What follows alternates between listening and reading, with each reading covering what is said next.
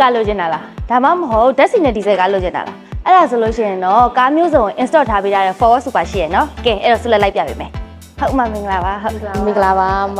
ဒီနေ့ဆိုရင်ဒီကားလေးကကီလိုမီတာ3000ပေါ့နော်ဟို9ယောက်စီးပေါ့9ယောက်စီးဟိုမှာနံပါတ်ကိုနံပါတ်တော့မရတော့ဘူးတခြားသူရဲ့နာမည်ပေါက်ဖြစ်သွားမယ်ပေါ့နော်အဲ့လိုလေးရှိတယ်ဒါမှမဟုတ်အမကဘယ်လိုပြောမလဲကိုနာမည်ပေါက်လည်းရချင်တယ်နောက်ဆုံးနံပါတ်လည်းရချင်တယ်ကီလိုမီတာများများနဲ့လည်းစီးချင်တယ်ဆိုရင်ဒီဘက်ကကားလေးလေးရှိတယ်ပေါ့နော်ဒီဆိုရင်တော့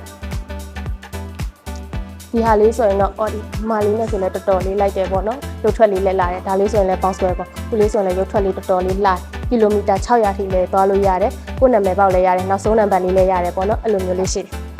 installment plan လေးလည်းရှိရပေါ့နော်ညီမတို့ဒီကြနဲ့ပဲယူနေတာလားပေါ့နော်အဲ့ဒါဆိုရင်ဒေါင်ပေးမှ30ရာခိုင်နှုန်းကနေ50ရာခိုင်နှုန်းထိပေါ့နော်ကိုကြိုက်တဲ့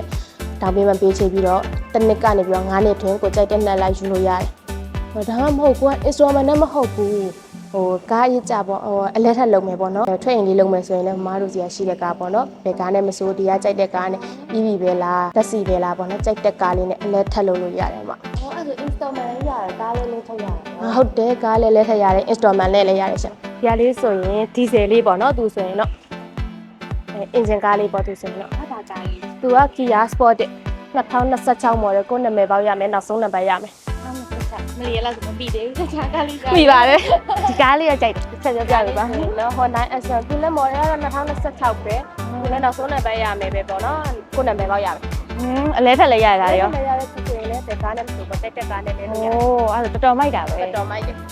ကဲတကယ်လို့ကားဝယ်ဖို့စိတ်ကူးနေပြီဆိုလို့ရှိရင်တော့ယုံကြည်စိတ်ချရတဲ့ forward super စီကိုအပြေးလာခဲ့တော့နော်